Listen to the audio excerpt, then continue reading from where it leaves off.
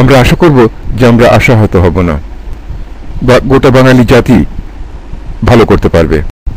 এখন যখন অ্যাডমিটের প্রশ্ন আসলো, অ্যাভয়েডের প্রশ্ন আসলো, এখন সে হয়তো consider taking up the job, বিবেচনা করে দেখবে, consider telling the truth, consider facing the danger, consider facing the difficulty, consider facing the facts of life. তাহলে আমরা বুঝতে পারছি যে এই শব্দগুলি তার প্রক্রিয়াগত, তার নিজের গুণগত কারণেই আমরা কোন শব্দটি ব্যবহার করব, ডুইং ব্যবহার করব না টু ডু ব্যবহার করব, সেটি নির্ভর করছে।